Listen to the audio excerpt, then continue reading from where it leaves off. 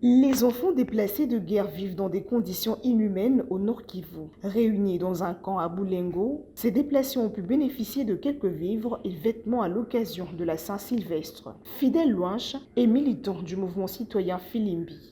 En réalité, il y a une vie de honte, parce que quand nous voyons comment est-ce que ces enfants vivent, en quelque sorte, je me rends compte qu'il y a l'irresponsabilité de la part de nos autorités qui ne savent pas prendre soin des déplacés de guerre.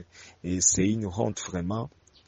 Loin de là, c'est la manière dont ils vivent. Donc, premièrement, il faut comprendre qu'ils mangent miraculeusement. Il faut qu'il y ait des personnes de bonne volonté qui peuvent les venir en aide, parce que les centres en question n'ont pas de financement.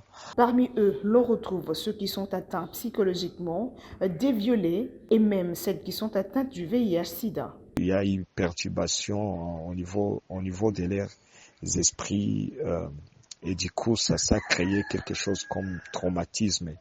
Et après cela, j'ai eu le temps de parler avec les fillettes violées, parce que ce sont des fillettes de moins de 15 ans qui ont été victimes de violences sexuelles. D'ailleurs, jusque-là, ils n'ont pas encore été soignés.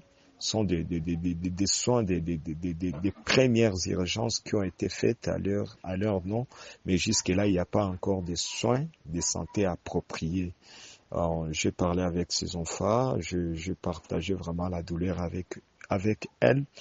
Euh, j'ai remarqué que parmi ces fillettes, il y a aussi une qui est jusque-là un peu traumatisée par cet acte de violence sexuelle. Notez que la situation sécuritaire à l'Est reste préoccupante.